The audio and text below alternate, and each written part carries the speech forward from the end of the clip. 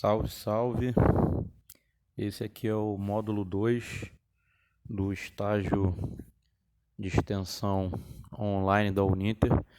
Meu nome é Eduardo, que esse estágio aí é referente à minha graduação em licenciatura em Ciências da Religião. Como já foi explicado, essa modalidade de estágio foi autorizada aí pelo Ministério da Educação e, consequentemente, pela faculdade, em virtude da pandemia da Covid-19. Então, muitos estabelecimentos de ensino continuam com suas portas fechadas para evitar aglomeração, né? E, consequentemente, evitar a propagação do vírus aí, certo? Da Covid-19. Dessa forma, a gente que está praticamente terminando aí o curso, a gente não fica preso por causa do estágio, né? O estágio é obrigatório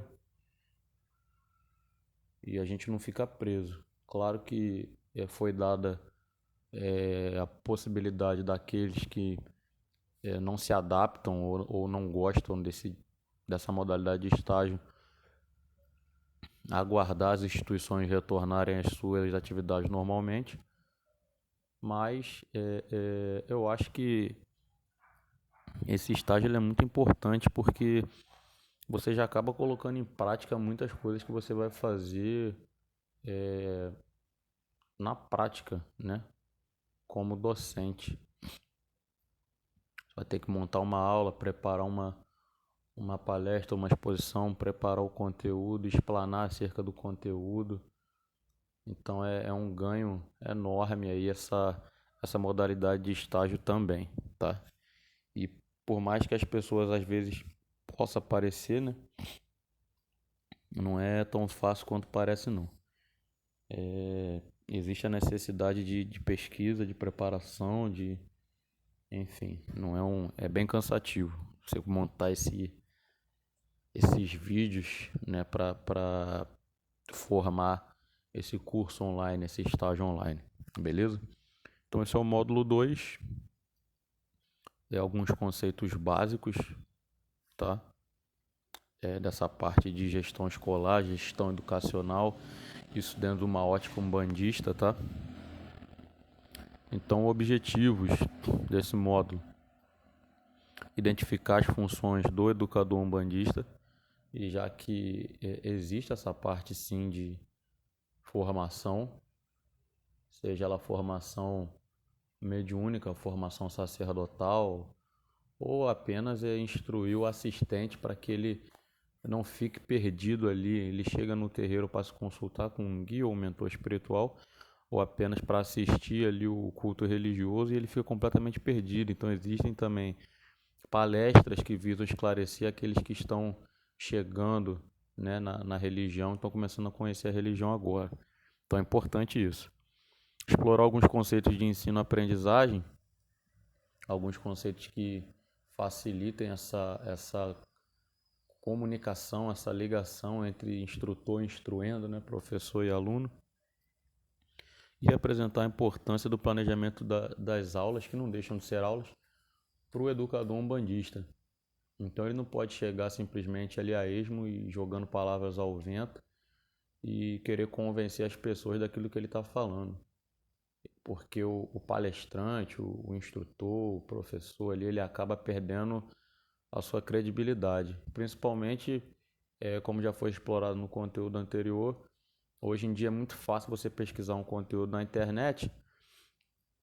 Aí o consulente ou aquele que recebeu a instrução, facilmente ele pode pegar a informação que o educador ali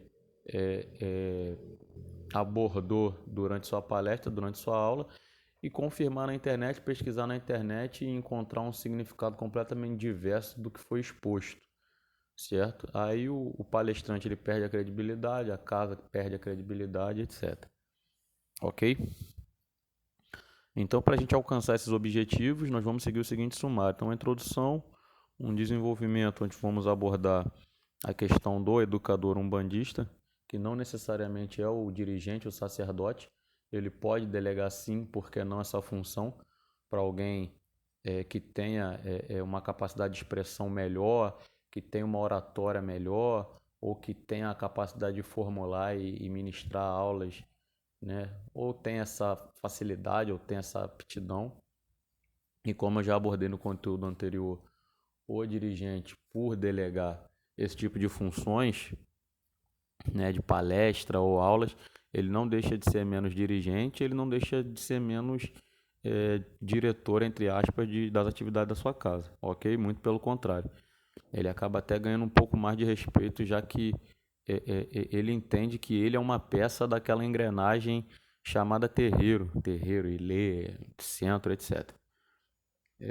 Vamos falar também um pouco sobre o ensino-aprendizagem, algumas técnicas ou abordagens que vão facilitar aí a mensagem a chegar com mais facilidade e clareza para o ouvinte.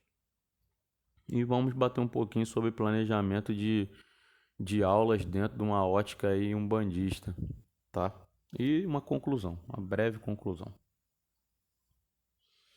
Então esse módulo tem por objetivo introduzir conceitos básicos para todos aqueles que se predispõem a desempenhar as funções de propagador e ou educador de conteúdo umbandista dentro de uma comunidade religiosa de terreiro.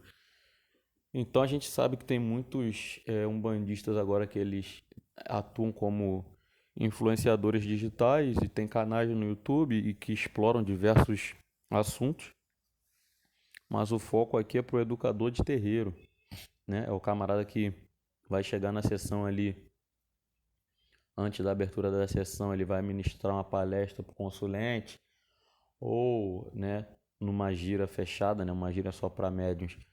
Vão ser trabalhados conteúdos aí de relevância para o médium umbandista, seja na parte de desenvolvimento mediúnico, seja na parte de preparação de oferendas ritualísticas, seja na parte de botânica ritual, né, conhecendo, identificando as ervas, sabendo preparar um banho, etc.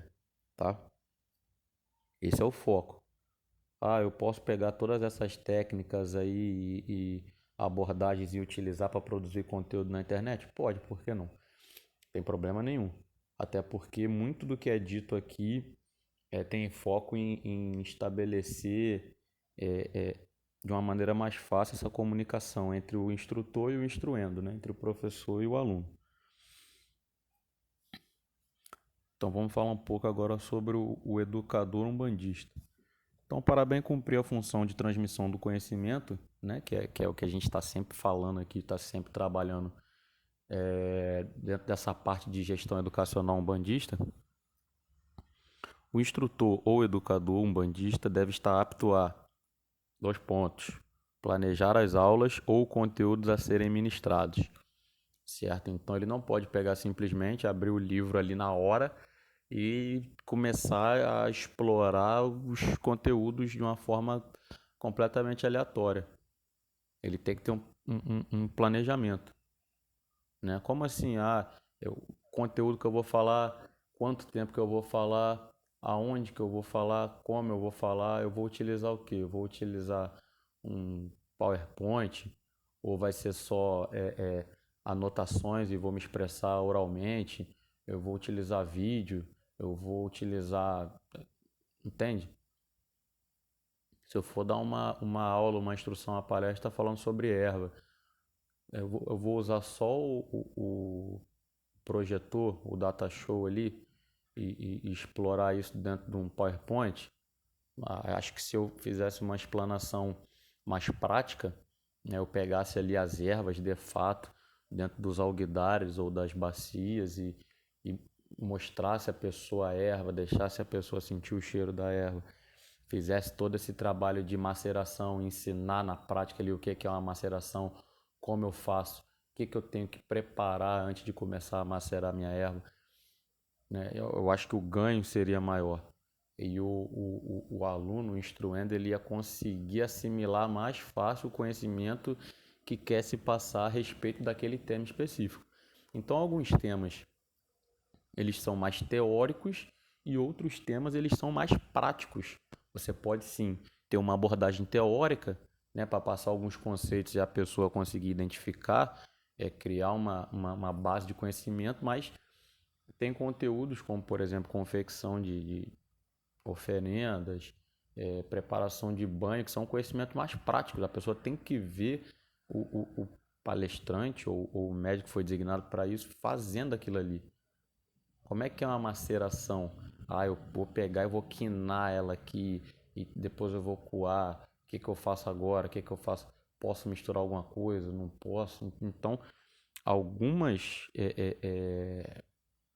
alguns conteúdos eles têm essa necessidade de ser ministrado de uma forma mais prática, para que esse conhecimento seja assimilado de uma maneira mais eficiente, certo? Então, o planejamento ele é muito importante é, dentro dessa ótica de planejamento de aulas para uma comunidade de terreiro, ok? Então, orientar os instruendos que estejam sob sua supervisão nas aulas, isso aqui principalmente para uma instrução mais prática, né? Então, se você está ensinando sobre oferendas, por exemplo, você vai estar em cima ali, vendo se ele está cortando o alimento corretamente, se ele está temperando o alimento corretamente, se ele está fazendo a ornamentação no alguidar, no prato, na folha de bananeira corretamente. Então, você tem que, de fato, orientar para que ele não faça o procedimento errado, né? As palestras que são mais teóricas, né, como por exemplo falando sobre história da Umbanda, falando sobre questão de pontos riscados, que apesar de existir essa parte prática, ele é um conhecimento bastante teórico. Então você vai ao longo da sua palestra, você vai dirimindo as dúvidas ali, né? Ah, isso aqui é tal procedimento, a pessoa levanta a mão ali, você conversa, vai tirando as dúvidas ali e não tem problema. Mas essa parte aqui de prática de conhecimento, ela é muito importante que você supervisione de fato e vá verificando se ele está fazendo, ela está fazendo o procedimento correto. Controlar toda a atividade desenvolvida. Então, se você vai fazer um trabalho de uma palestra sobre uso de velas, emprego de velas, então é uma instrução, uma palestra que teoricamente existe um certo risco, já que você está mexendo com fogo e tal. Então, o tempo inteiro você controlando a atividade, ensinando como você tem que fazer, ou uma parte de defumação também, né? Por que não? Já que você vai mexer com fogo, você mexe com carvão e com um turíbulo quente e tal. Então, você tem que orientar e controlar tudo que acontece ali, né? Esse ambiente de palestra, esse ambiente de aulas é um ambiente controlado.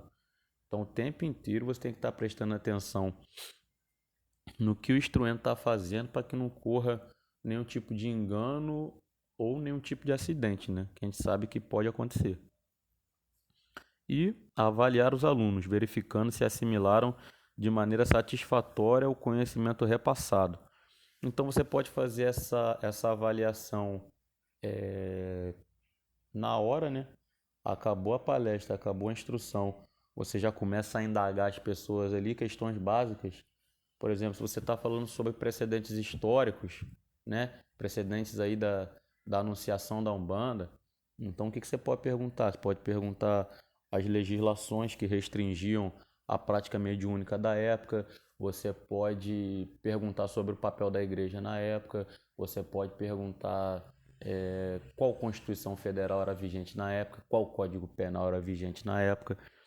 Então, uma avaliação é imediata. Você pode fazer essa avaliação de forma oral, pergunta ali na hora, ou você pode fazer pegar uma folhinha, colocar X questões ali, 5 a 10 questões, para poder fazer essa verificação imediata. Ou se você ministrou uma aula, uma palestra mais prática, o que você tem que fazer? Você pode fazer uma avaliação prática. Então, se você ensinou o instruendo ali, o aluno a fazer uma oferenda para X entidade, para X orixá, depois que você ensinou, a forma de você verificar se ele entendeu ou não é você dando essa tarefa para aquele médium ou aluno específico, né? Ó, você aprendeu, ensinei como faz uma oferenda para Ogum. Então agora utilizando todas as ferramentas que foram passadas, vocês vão preparar e ofertar uma oferenda para algum. Entende? É prática. A avaliação prática.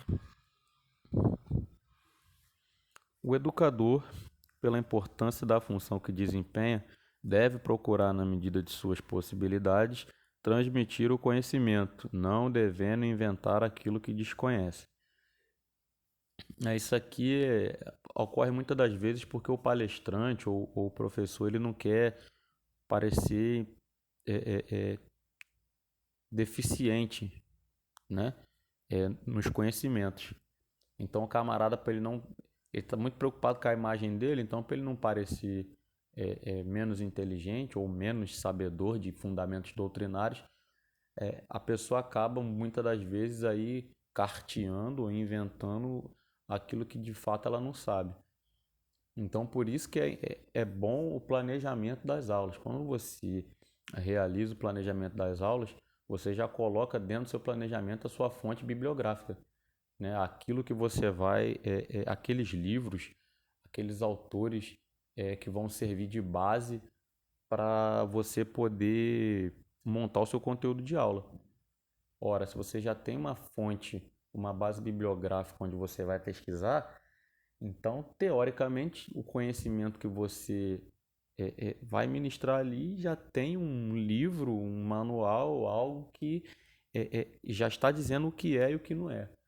Ah, Eduardo, mas se nesses livros, porque o aluno ele tira umas perguntas da cartola, né? Então, se ele fizer uma pergunta que não está no meu conteúdo, então se você souber de fato, você responde de acordo com aquilo que você sabe. E também a gente entende que cada casa, cada terreiro de Umbanda, ela tem a sua metodologia. Então, às vezes, a metodologia que está sendo empregada na sua casa, ela não é empregada em outra casa, ou é vista como incorreta em outra casa. Entende? Então, se você sabe e aquele conhecimento é aplicado na sua casa, ok, foi pro 10. Se você não sabe, você não inventa. Você não inventa. Então, esse questionamento eu desconheço. Vou pesquisar, vou me interar sobre o assunto e na próxima sessão de aulas eu trago a resposta. Simples assim. A partir do momento que você passa uma informação que não corresponde à realidade, você cai no descrédito, ok? Então, o dirigente pode ele mesmo atuar na função de instrutor, orientador, palestrante, etc., né? Ou designar aquele ou aqueles que possuam facilidade de comunicação e conhecimento a respeito do assunto a ser ministrado. Lá no Triângulo da Fraternidade, lá no Norberto Peixoto, se o pessoal entrar na página vai ver que tem vários médiuns da casa que eles são também palestrantes. Eles falam sobre diversos assuntos, sobre mediunidade, sobre orixás diversos, sobre... Entra no YouTube que vocês vão ver eles falando por diversos assuntos, de diversos assuntos, né? E o Norberto não deixa de ser mais ou menos pai ou dirigente do que porque ele está fazendo isso. Pelo contrário, ele tem um entendimento que ele não é super-homem. Ele não tem condições de abrigar com plenitude todo o conhecimento existente sobre a religião. Quem pensa que sabe tudo, mano, essa pessoa ela tá com delírios de grandeza. Não existe. Certo? Tem uma expressão que a gente usa aqui no trabalho para esse tipo de pessoa, que é um oceano de conhecimento com um palmo de profundidade. Certo? Porque não tem como você... E cada assunto ele não se esgota em si mesmo. Quando você para destrinchar um assunto específico, você vai vendo que uma coisa vai puxando a outra e que a coisa é muito grande e existem diversas vertentes, diversas interpretações, e você vai vendo que é humanamente impossível você saber identificar, armazenar e propagar todas as informações existentes. Então, quando você começa a trabalhar com essa parte de gestão compartilhada, dividir essa parte do conhecimento, quem ganha é a casa. Por quê? Se você tem um médium que ele é o responsável por ministrar a parte de botânica ritual umbandista, que é como eu trato a parte dos vegetais. Então, aquele camarada ou aquela senhora, senhorita, vai ser o expert naquele assunto específico.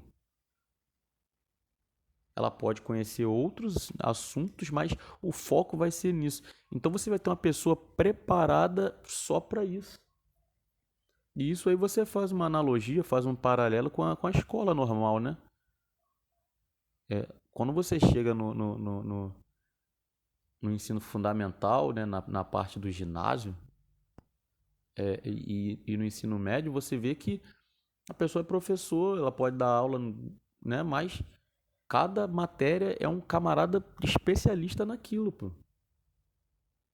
O camarada de matemática ele pode sacar de geografia, de biologia, de história, mas ele é o cara da matemática. Se eu precisar tirar qualquer dúvida sobre matemática, é aquele camarada, ele é o expert naquilo ali. Ele é o perito naquilo ali. Então, quando você tem dentro do terreiro essas subdivisões, quem ganha é o terreiro. Porque o dirigente ele pode começar a se preocupar com outras coisas ou outros campos que estão mais, que devem estar mais, entre aspas, na mão dele, e deixar essa parte de delegar essa parte dessas funções, né? E o dirigente, como eu sempre falo, ele não vai deixar de ser mais ou menos dirigente, certo? Não vai. E o dirigente ele é igual médico, igual advogado. São profissões que não podem parar nunca de estudar.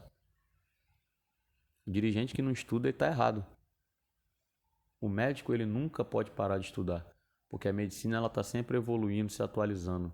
O advogado ele nunca pode parar de estudar, porque as leis estão sempre atualizadas. O direito está sempre evoluindo. E o dirigente ele não pode parar de estudar, porque ele vai passar a vida inteira dele instruindo e tirando dúvida. A vida inteira, sobre tudo. E ele tem que estar em condições de preparar os médios dele da melhor maneira possível. Ok?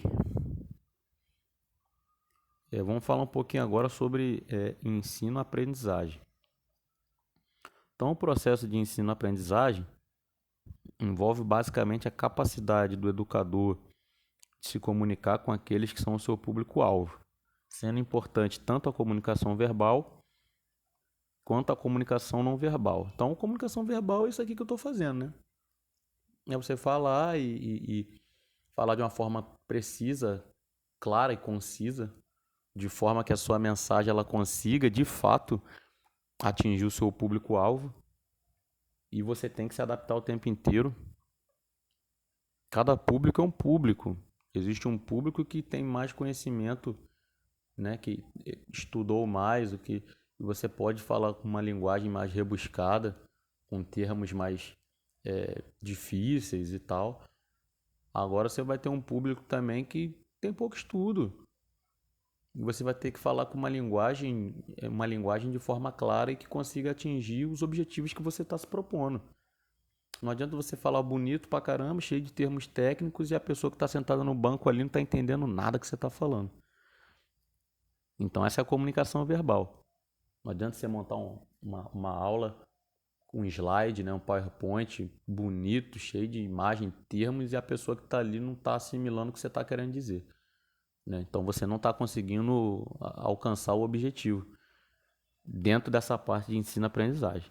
E a linguagem não verbal, que é movimento, o corpo fala, né? Então, movimentos, gestos, o olhar, às vezes a forma como o seu rosto né, gera uma expressão, você pode estar deixando seus alunos um pouco mais na defensiva. Então, o corpo fala, você tem que trabalhar também essa expressão corporal, de forma que você não prejudique esse processo de ensino-aprendizagem dentro dessa comunidade de terreiro. É importante ao educador saber ouvir, sendo paciente com o que ouve. Então, muitas das vezes você vai escutar uns questionamentos bem absurdos, né? Que podem gerar aí rumor ou às vezes até, nossa, o que essa pessoa está falando? Mas você tem que ser paciente, educado e entender que cada pessoa dentro dessa comunidade de terreiro tem um grau de saber. E muitas das vezes a pergunta pode parecer uma pergunta sem pé nem cabeça, mas é a forma como aquela pessoa é, conseguiu construir o pensamento dela e transmitir para você, tá? E não existe pergunta idiota. Pergunta é pergunta, tá? Se a pessoa perguntou é porque ela está na dúvida. E se você sabe, o seu conhecimento não te dá o direito de ridicularizar ou menosprezar a forma como o outro se expressa ou questiona, né? Então você tem que ter paciência, tem que ser um bom ouvinte e tem que entender que cada pessoa dentro da comunidade de terreiro tem um grau é, de saber, né? E você tem que respeitar isso. Então você tem que se mostrar aberto às ideias que vão de encontro às suas convicções pessoais, adotando uma postura de controle sobre suas emoções. Muitas das vezes o palestrante ele vai estar ministrando um conteúdo ali que gera desconforto em terceiros, é, principalmente quando você fala em questões que direito da mulher, aborto e etc. Então você tem toda uma visão de aborto dentro de uma ótica espiritualista que acaba entrando em conflito dentro dos terreiros, já que existem médiuns que apoiam essa prática, né? E muitas das vezes, mesmo você explicando isso à luz espiritualista, a pessoa não se convence e vai continuar defendendo. E você tem que respeitar isso, você tem que manter o seu controle emocional e você não pode querer impor a pessoa, mesmo você explicando à luz de doutrinas espiritualistas, você não pode querer impor que a pessoa concorde com o que você está ministrando, certo? Somos dotados de liberdade, somos dotados de livre-arbítrio, ok? Então deve manter o equilíbrio emocional, já que algumas pessoas podem fazer perguntas que causem desconforto ao educador, devendo ele manter-se sereno e senhor de suas emoções. Você jamais pode perder a postura, né? A compostura. Não pode. O tempo inteiro você tem que se manter sereno, calmo e elegância o tempo inteiro, mesmo não concordando com as indagações ou com as convicções dos outros. O intuito é você ministrar a palestra, você não ir à aula, né? De acordo com o que é proposto para você. Você não tem que fazer juízo de valor sobre o que o aluno, o instruendo, ele acredita ou não acredita, certo? Então tem que manter sempre, tem que existir sempre esse profissionalismo ao longo das sessões de aula. Deve saber se comunicar com simplicidade, precisão e clareza, adaptando, se for o caso, seu linguajar para a realidade de seu grupo de estudos. Foi o que eu falei. Então a comunicação é muito importante. E o foco é a pessoa aprender, pô. Se você vai falar numa linguagem mais coloquial, é, é, é, é, não tem problema. Contanto que o instruendo ele esteja de fato entendendo aquilo que está sendo ministrado ali, certo? Então você tem que analisar o seu público-alvo e adaptar a sua aula para a realidade daquele seu público-alvo. Por isso que a gente falou lá no início lá do planejamento das sessões de aula. Porque se você já sabe que o seu público-alvo tem teve pouco estudo, vamos colocar dessa forma, você vai adaptar o seu conteúdo para a realidade daquele pessoal.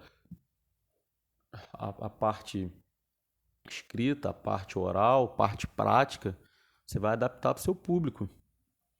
Porque o intuito não é você parecer um erudito, um conhecedor Não, o intuito é você passar aquele conhecimento, transmitir aquela ideia para o seu público.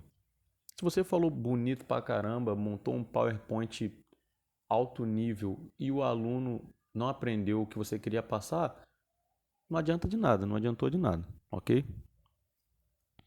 Então é esperado que esteja sempre aberto a receber feedback e críticas que venham a contribuir para que a instrução alcance sempre um padrão de qualidade satisfatório. Muitas das vezes, quem vê de fora vê melhor, né?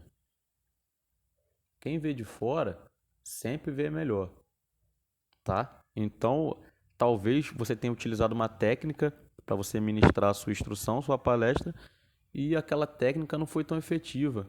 Então, quem está sentado ali assistindo pode falar: poxa, ele fez a aula dele, a palestra dele sobre ervas só com imagem e slide.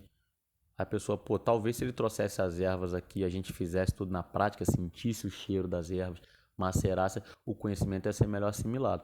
Então a pessoa chega ali pro palestrante e fala: olha, o fulano, talvez se você fizesse dessa forma, a gente ia assimilar melhor o conhecimento. Ou talvez se você falasse assim, assim, assim, assim, ia ficar mais fácil para a gente entender.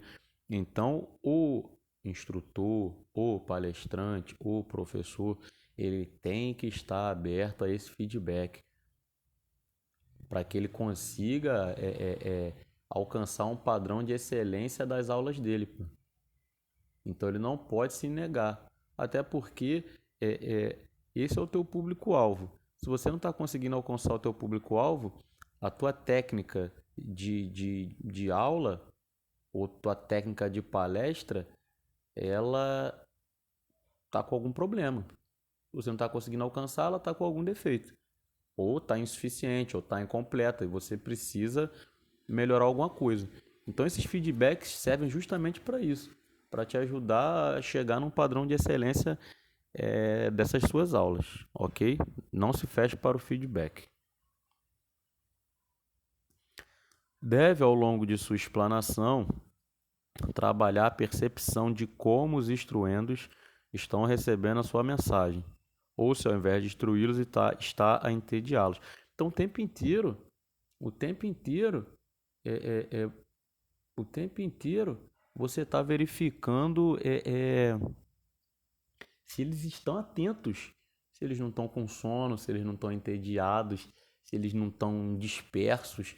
Então você tem que aplicar técnicas de oratória, técnicas enfim, para poder levar um conteúdo que empolgue, que chame a atenção do instruendo, certo? Então isso também é responsabilidade daquele que se propõe a ser um educador, tá? É porque se você está ministrando um conteúdo com uma fala muito pausada, muito lenta, e você não tá, você acaba entediando os alunos e você acaba perdendo eles. Então, o tempo inteiro você tem que criar formas de estimular esses alunos a se empolgarem, a realmente querer aprender esse conteúdo que você está se propondo a ministrar.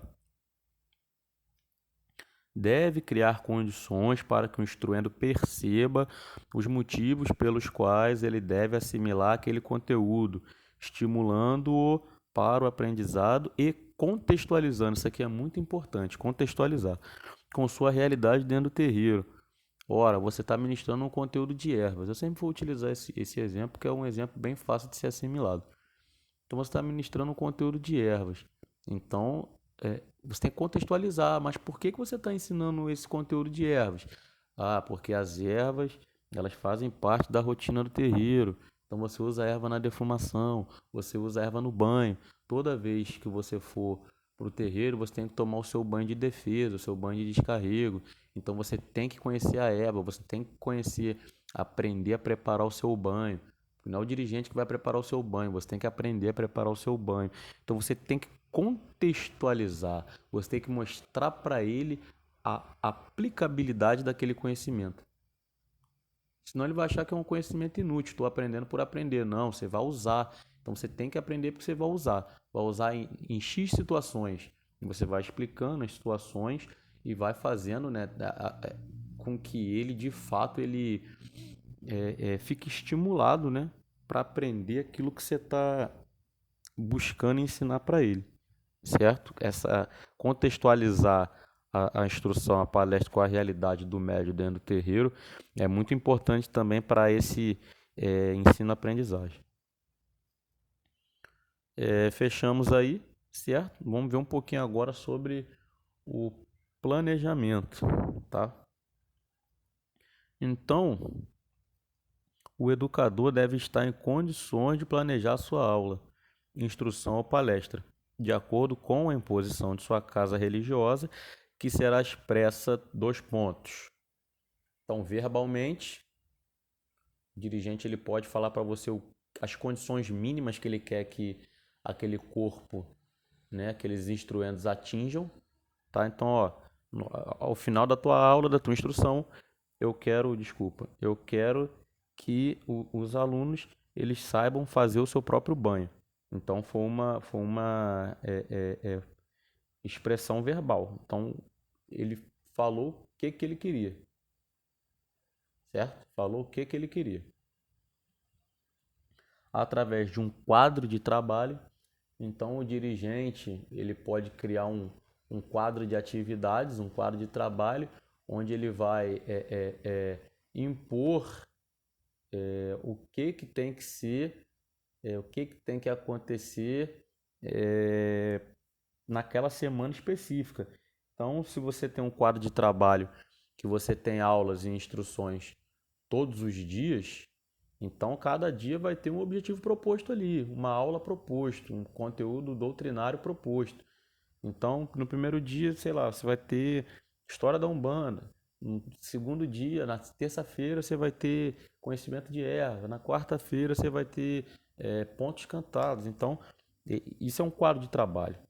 O dirigente ele pode expressar a forma dele através, né, verbalmente que ele quer, através de um quadro de trabalho ou de um plano de disciplinas, né? E normalmente esse plano de disciplinas aí ele pode colocar inserido dentro do quadro de trabalho. As disciplinas que eu falo aqui são essas matérias, né? História da Umbanda, conhecimento de erva, conhecimento de ponto cantado, conhecimento de ponto riscado, fundamentos doutrinários. Entende? Cada uma dessas é uma disciplina. Então, o dirigente ele pode delimitar ou determinar as disciplinas que serão vistas ao longo do ano por aquela agremiação específica e esses objetivos têm que ser batidos. E o planejamento vai ser montado com base nesse plano de disciplina do dirigente ou nesse quadro de trabalho que ele propôs para o terreiro. Então, assim, alguns fatores serão determinantes para o êxito da sessão de aulas, ou palestras, ou instruções, etc. Então, identificar qual é o objetivo. Então, o palestrante ele tem que identificar qual que é o objetivo daquela instrução. E pode ver que toda vez que começa aqui um conteúdo, está lá os objetivos. O que eu quero alcançar com aquela palestra. Então, se eu quero que aquela pessoa identifique as cores dos orixás, por exemplo, então eu vou durante a palestra, o conteúdo, eu vou explorando as cores, dizendo qual cor é de cada um e tal, de formas que todos consigam, ao final da palestra da instrução, saber qual cor é simbólica de cada entidade, certo? Então, identificar quanto tempo terá para ministrar o seu conteúdo. Então, isso aqui é importante porque aí o palestrante, o professor, ele não se perde ao longo do seu conteúdo. Muitas das vezes ele vai ter 1 hora para falar, às vezes ele vai ter meia hora. Então ele vai ter que adequar a palestra dele de acordo com a quantidade de tempo que ele possui. Senão, ou ele vai dar um conteúdo suficiente, ou então ele não vai conseguir acabar a palestra. Se ele tem meia hora, ele tem que aplicar ou dar aquele conteúdo em meia hora. Né? O cumprimento de horário é muito importante. Ele não pode simplesmente o dirigente ele colocou a palestra antes da realização dos trabalhos da casa. Você tem meia hora para dar sua palestra. Aí deu meia hora, o camarada não chegou nem na metade da palestra. Não, tá errado. Atrapalha todo o planejamento de condução da sessão. Então, se você tem meia hora, você tem que montar o conteúdo para meia hora. Se você tem 1 hora, você monta para 1 hora. Você pode acabar antes, né? E nunca depois. Cumprimento de horário é fundamental. Identificar qual será a melhor técnica de aula para aplicar. É aquilo que eu falei antes. Alguns conteúdos são mais aproveitados quando são ministrados de uma forma teórica, outros conteúdos são melhor aproveitados quando são ministrados de uma forma prática. Então você tem que avaliar o que você vai ministrar, quando você vai ministrar, para quem você vai ministrar e empregar a melhor tática ou a melhor ferramenta para você passar aquele conteúdo específico.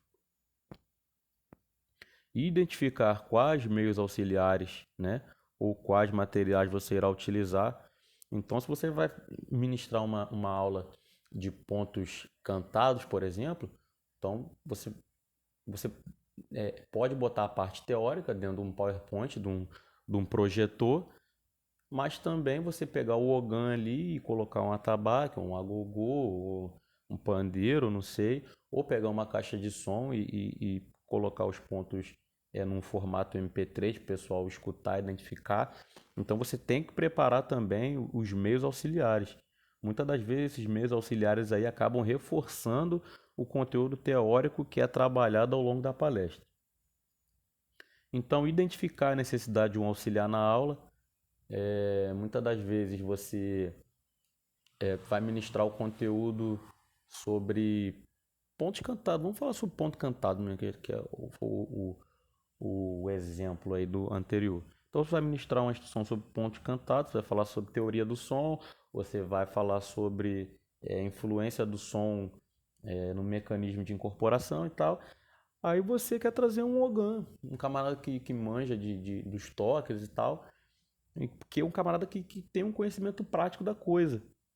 Então, é importante? Vai acrescentar? Com certeza vai acrescentar. Com certeza vai ser muito importante, certo? Então, você tem que identificar também se talvez alguém de fora, né, possa acrescentar aí as atividades que você está se propondo a realizar. Identificar o local onde será ministrada a aula, fazendo os ajustes necessários.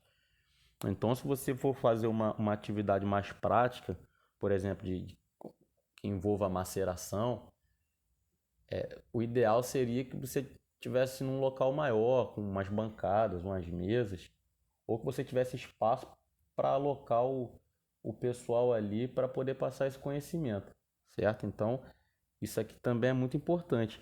E principalmente porque a gente está vivendo num período de pandemia, então você tem que evitar o distanciamento, né? Tem que evitar, não, né? Tem que prezar pelo distanciamento social, certo? Então você tem que se preocupar também com o espaço aí onde você vai ministrar suas aulas.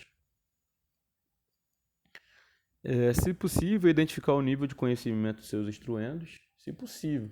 Por quê? É aquele assunto que a gente está batendo desde o começo. Você vai adaptar suas aulas de acordo com o nível de conhecimento, o nível intelectual do seu público-alvo. Não adianta você falar bonitão e o seu público ali não está entendendo nada do que você está falando, certo? Não está entendendo nada do que você está falando. Então, se possível, você conhece seu público, adapta suas aulas e vida que segue.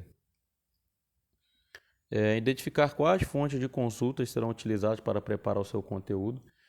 Então, com certeza, quando você vai ministrar uma aula, uma palestra, você se espelhou em algum autor, algum escritor, você tem uma base bibliográfica e você tem que realmente identificar isso. E, se possível, se você tiver o livro, né, impresso, você leva o livro. Se você só tiver ele digital, tiver o nome, você leva as fontes, porque aí a pessoa que quiser se aprofundar naquele assunto específico, ela vai nessas fontes bibliográficas e continua o estudo dela, se aprofunda e etc. E finalizando aqui, deve também, para otimizar seu planejamento, ter conhecimento da documentação utilizada pela sua casa. Então eu dei alguns exemplos aqui que eu estou montando e adaptando e eu vou ministrar nos futuros conteúdos aí, que são a DAI, que seria uma diretriz anual de instrução. Eu coloquei esse nome aqui, mas você poderia colocar como diretriz anual de atividades, ou calendário anual de atividades, ou calendário anual de palestras, calendário anual de instruções. Aí de acordo com o freguês, tá? Não é impositivo. O que seria essa DAI aqui, essa diretriz anual de instrução? Seria tudo que o terreiro vai fazer durante aquele ano de trabalho. Então, quais palestras que ele vai ministrar, quais cursos que ele vai dar, quais atividades administrativas ele vai desempenhar, quais atividades de cunho social ele vai realizar. Então, você já tem tudo ali determinado para aquele ano. Então, não tem o que ficar inventando, ó, já está tudo escrito, é só seguir o que está escrito, tá? O QT, que seria o quadro de trabalho. O quadro de trabalho, você pode fazer um quadro de trabalho semanal, você planeja as atividades da tua casa de segunda a sexta. Você pode fazer um quadro de trabalho quinzenal, você pode fazer um quadro de trabalho mensal, onde você vai determinar as atividades para o mês inteiro, quais giras vão acontecer, quais palestras vão acontecer, quais atividades têm que ser desempenhadas, cronograma de manutenção. Hoje a gente vai limpar as tronqueiras, hoje a gente vai limpar o PG, hoje a gente vai limpar a área externa. Hoje a gente vai lá no bosque, onde faz as oferendas ao ar livre, vamos limpar lá o bosque, área da natureza. Então, nesse quadro de trabalho também vem definido todas essas atividades, tá? É um programa doutrinário. Um programa doutrinário seria aí basicamente, a grosso modo, uma apostila, uma cartilha do terreiro, né, com todas as matérias que aquele terreiro tem que ver ao longo da formação de seus médiuns, né, os conteúdos programáticos, as disciplinas, os objetivos que cada médium tem que alcançar em cada disciplina e etc. O plano de aula, que seria o plano de aula, ele é específico para cada aula.